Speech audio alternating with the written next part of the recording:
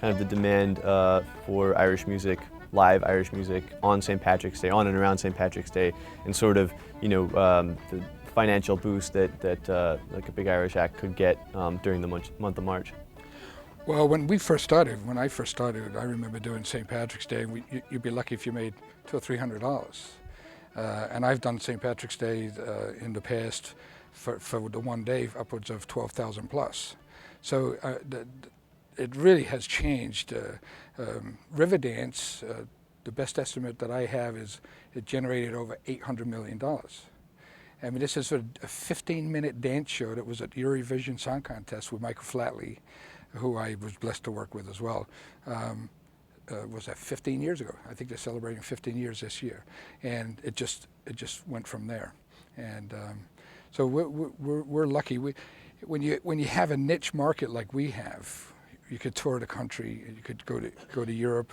I mean, the biggest show I ever did was in La Coruña in Galicia, and we had 35,000 people. And in some places you wouldn't get arrested, and other places like that you have just throngs of people just love the music.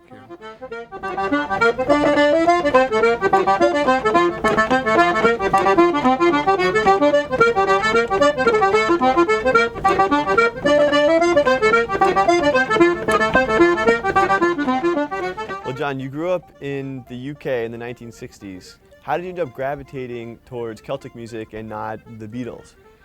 Well, my father and mother were Irish. Like a lot of Irish people, they immigrated and they left Ireland, went to England. Some people came here, some people went to Australia. But my family went to London, and my parents met there, and that's where I was born and raised.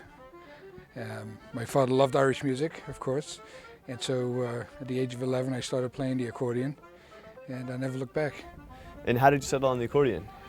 Well, my father loved the accordion, so sometimes I wish he handed me a fiddle, but this is a great instrument. It's a difficult instrument to play, but I took to it quite well. And I was very blessed that he had such great passion for his history of family and culture, and he used to drive me to London every night to sessions, and by the time I was 14 I did my first album.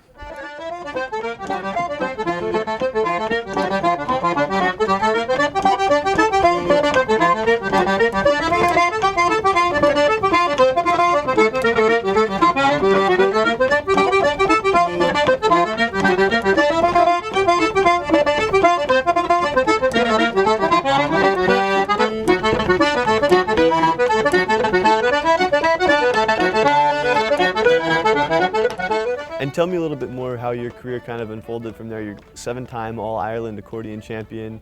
How did you end up, you have a dozen or more albums out, and you reached the top of the Billboard World Charts. I mean, how did that all that kind of unfold? Well, I think, what happened to me was I immigrated to America in 1980. I borrowed $150 to get here.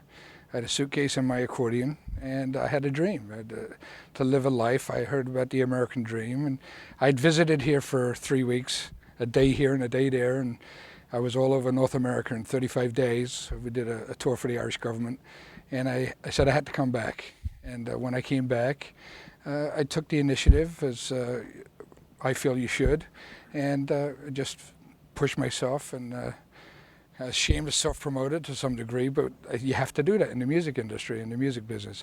And I decided to write music, and I think that was really my ace in the hole for me in my career, was to not have the fear of rejection and writing music and have people say not like it. Or I decided to write something, and thank God people liked some of the stuff I did, and I was blessed. I was truly blessed to get a really good record deal, and the rest is history. And some of my tunes, if you go on YouTube, some tunes that I've recorded have been recorded all over the world by different bands as far away as Costa Rica and Venezuela, and of course England and Ireland. So St. Patrick's Day is such an important date in the Irish calendar around the world, because it brings the community together. It brings a sense of pride of people that have been away from. I mean, I had a cousin came to America in the 1920s, never went home. So St. Patrick's Day was a way to bring all those elements of the history and the homeland together. And so we celebrate it with great joy and great passion, and as you can tell, I'm very passionate about it. So.